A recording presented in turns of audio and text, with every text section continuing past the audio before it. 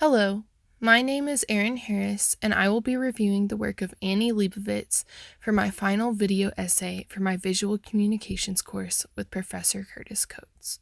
Annie Leibovitz is a contemporary American photographer who is most known for her wide variety of celebrity portraits.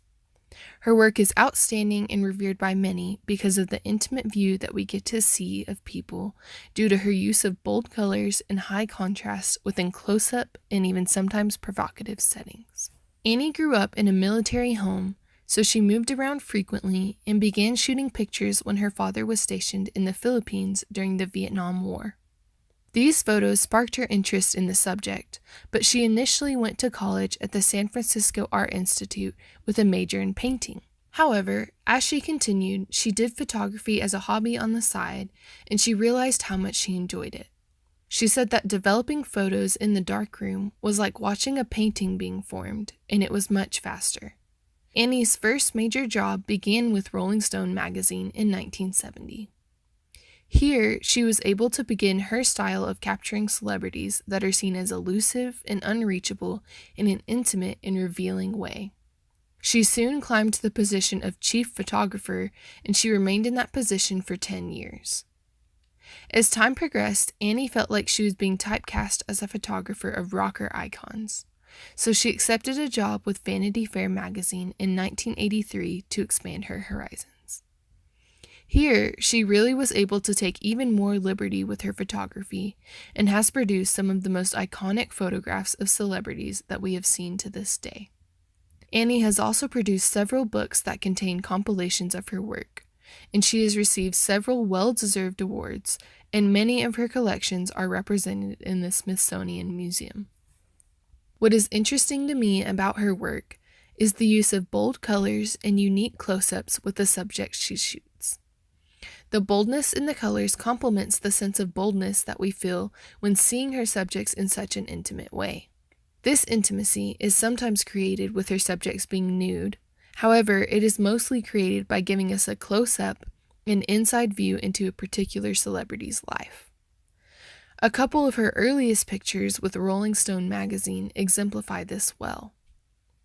In this picture of Bette Midler, we see vibrant red roses and green leaves directly contrasting with Midler's porcelain skin, which creates depth and draws our eyes specifically to the skin.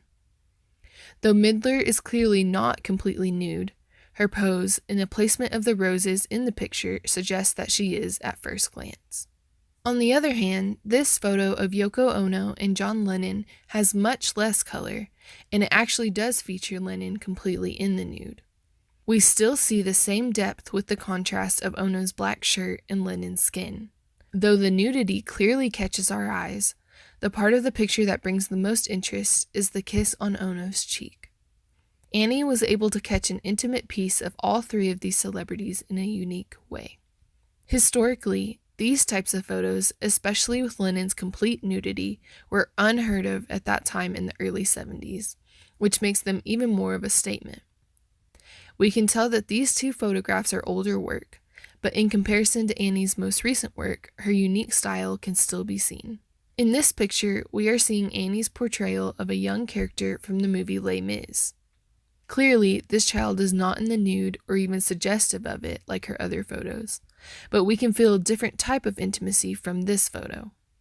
Annie's dramatic use of bold blues that contrast with the girl's blonde hair and pale skin once again bring depth to the photo. We see movement in her hair, which seems to be pointing and drawing us directly into her eyes. The composition of these elements creates that same intimacy, but in another way that captures the youth of this girl. Even in black and white photos, such as this one of Angelina Jolie, the same elements exist. We do not have the vibrancy that is present in the other photos, but we can still see a huge contrast that creates the same depth and once again, intimacy. Annie continues to be a game changer, whether it be through controversial photos or not. Historically, society has said no to or been turned away from many of her ideas, but culturally, in a world where we are allowed into celebrities' personal lives on social media, We are craving this specific sort of intimacy through photos that can have us feeling even more connected to those celebrities. For my riff of Annie's work, I will be comparing this black and white photograph of Denzel Washington to this super angsty photo of my teenage self.